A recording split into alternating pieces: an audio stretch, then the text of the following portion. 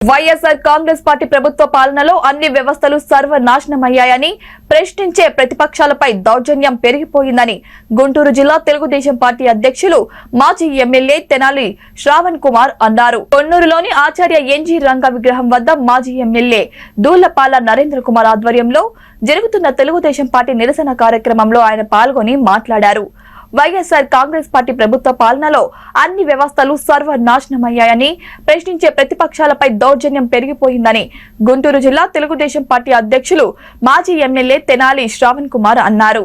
గుంటూరు జిల్లా పొన్నూరు పట్టణంలోని ఆచార్య ఎన్జీ రంగా విగ్రహం వద్ద శుక్రవారం టీడీపీ సీనియర్ నేత పొన్నూరు మాజీ ఎమ్మెల్యే దూళ్లపాల నరేంద్ర కుమార్ ఆధ్వర్యంలో జరుగుతున్న 3వ రోజు తెలుగుదేశం పార్టీ నిరసన కార్యక్రమంలో ఆయన పాల్గొని మాట్లాడారు. తండ్రి అధికారాన్ని అడ్డం పెట్టుకుని 1,00,000 కోట్లు దోచుకున్న జగన్మోహన్ రెడ్డి నేడు తన అధికారంతో రాష్ట్రంలోని వనరులను దోచుకుంటున్నారని విమర్శించారు. మాజీ ముఖ్యమంత్రి టీడీపీ అధినేత చంద్రబాబు నాయుడు అరెస్టు అక్రమం అన్నారు.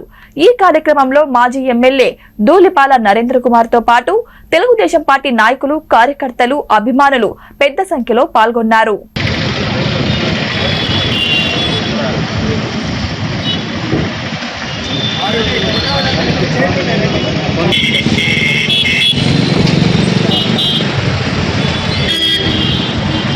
ఈరోజు నిన్న చంద్రబాబు నాయుడు గారిని జైల్లో కలిసిన తర్వాత పవన్ కళ్యాణ్ గారు ఒక నిర్ణయాన్ని తీసుకొని ఈ రాష్ట్రంలో ఉన్న ఒక నేరస్తుడి యొక్క పరిపాలనకి అంతం పలకాలి అనే ఒక ఖచ్చితమైన నిర్ణయాన్ని ప్రకటించడం జరిగింది. ప్రజాస్వామ్య వాదులు ఎవరైతే ఉన్నారో వాళ్ళు పార్టీలకు అతీతంగా కలిసి నడవాల్సిన ఆవశ్యకతను కూడా ఆయన స్పష్టం చేయడం జరిగింది. ఈ రాష్ట్రంలో ఉన్న అరాచక పాలన నేరం ఈరోజు కొన్నూరు నియోజకవర్గం కొన్నూరులో తెలుగుదేశం పార్టీ రాష్ట్ర పార్టీ నిర్ణయం మేరకు బాబుతో నేను అనే ఒక కార్యక్రమాన్ని నిరాహార దీక్ష కార్యక్రమాన్ని నిర్వహిస్తున్న నియోజకవర్గ నాయకులు మాజీ ఎమ్మెల్యే గారు దూళ్లపాల నరేంద్ర కుమార్ గారి ఆధ్వర్యంలో నడుస్తూ ఉంది. ఇది 3వ రోజు. ఈరోజు పెదకాకాయన మండల నాయకులందరూ కూడా ఈ నిరాహార దీక్షలో పాల్గొంటూ ఉన్నారు. చంద్రబాబు నాయుడు గారి మీద అక్రమంగా కేసులు బనాయించి తద్వారా రాక్షసానందం పొందుతున్న జగన్మోహన్ రెడ్డి గారికి ఒకటే హెచ్చరిక చేస్తా ఉన్నాం.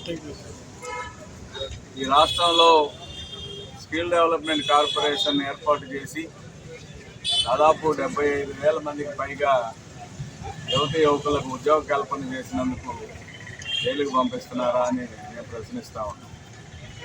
అంతేకాదు ఏమీ ఆధారాలు లేని కేసు మీద మరీ ముఖ్యంగా కేబినెట్ నిర్ణయం తీసుకొని బడ్జెట్ కేటాయింపులు చేసి ఐఏఎస్ ఆఫీసర్ల కమిటీలు నిర్ణయించిన తర్వాత 4-5 విడతల్లో డబ్బులు రిలీజ్ చేసినా కూడా చంద్రబాబు నాయుడు గారు నేరుగా డబ్బులు రిలీజ్ చేసినట్టుగా మాట్లాడుతూ లేని ఆరోపణలు చేస్తూ ఉన్నారు.